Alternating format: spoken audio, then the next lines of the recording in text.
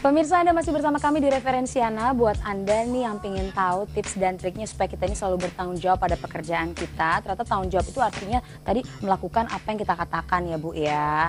Tapi tadi juga sempat tanya sama Ibu, Bu, jadi kalau misalnya kalau tanggung jawab itu memang dari diri sendiri, bukan dipengaruhi oleh lingkungan, berarti bisa dibilang si tanggung jawab itu adalah karakter seseorang dong. Kalau misalnya orang nggak bertanggung jawab, berarti itu karakter dia nggak bertanggung jawab dong, Bu. Bisa dibilang seperti itu ya? Iya, tapi kan karakter itu sangat bisa berubah ya. Oh, jadi nggak usah khawatir. Kalau tahun ini jadi orang tidak bertanggung jawab, nanti bisa diubah karakternya. Oke. Gini, yang perlu kita ketahui itu feeling.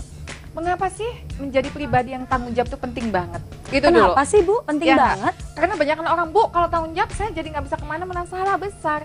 Orang yang bertanggung jawab itu sudah pasti dirinya bahagia. Kenapa? Cius beneran Ibu? Iya, karena apa? Ketika orang yang bertanggung jawab itu dia pastikan pekerjaan itu tidak terbengkalai. Itu satu, orang bertanggung jawab. Yang kedua, orang bertanggung jawab dia selalu pastikan pekerjaan itu memberi manfaat yang terbaik dari dirinya. Dan ketiga, orang yang bertanggung jawab itu hidupnya tidak akan berkompetisi dengan orang lain. Itu orang tanggung jawab. Karena di dalam diri orang bertanggung jawab tuh bukan kompetisi yang penting, gitu. Mindset orang yang bertanggung jawab tuh manfaat yang penting, itu. Itulah jawabannya mengapa orang yang bertanggung jawab tuh hidupnya bahagia. Karena dalam mindsetnya tidak untuk mengalahkan orang lain, tetapi lebih memberi manfaat dari dirinya kepada banyak orang. Ah, itu dia. Jadi bukan untuk mengalahkan orang lain ya, tapi kalau jiwa berkompetisi harus tetap punya ya Bu ya. Jadi kita masih biar bisa bersaing sama orang lain bisa, saya pasti harus bisa gitu. Gitu gimana Bu? Gini, kompetisi itu kan artinya luas. Kadang orang mengatakan nih, saya harus mengalahkan dia. Which is okay kalau untuk lomba lari gitu ya. Harus banget Bu. Tapi kalau dalam teman sekantor, masa iya sih kita mengatakan saya harus lebih menang di atas dia? Itu kan jiwa egois banget gitu loh. Kalau saya harus lebih baik dari yang sekarang, saya harus lebih baik dari sekarang, itu bagus gitu loh. Sehingga kalau orang jiwa berkompet itu cenderung agak egois karena dia ketika membantu, aduh enak di dia nggak enak di saya dong. Itu jiwa berkompet. Tidak ada yang salah dengan berkompet, hanya saja yang penting koridornya ya gitu. Yang lebih penting tadi kita bisa memberikan manfaat yang maksimal ke lingkungan kita ya.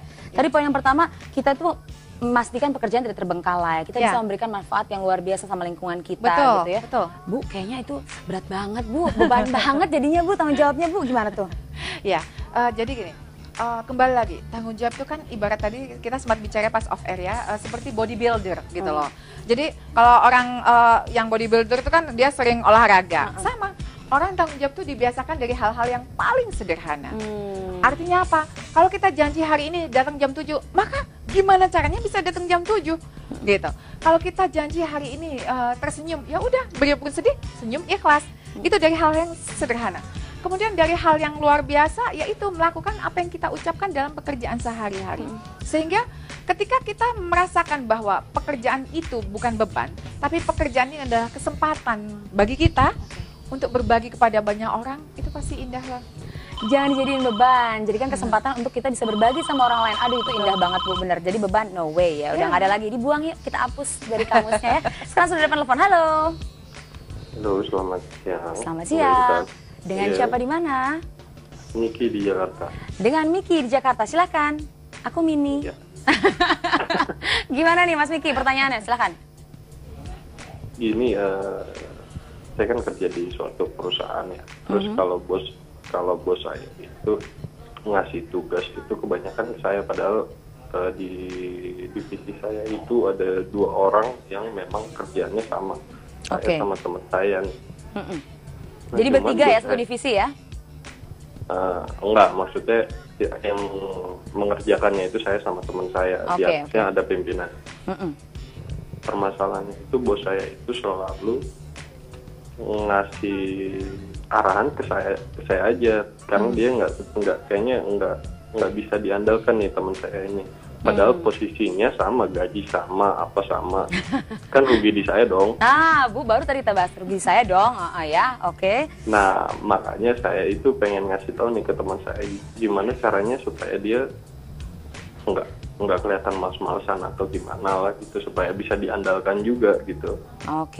Ih, bagus banget teman yang pengen memotivasi temennya. Tapi ini gimana caranya Bu? Bagus banget ya. Terima kasih Mas Miki.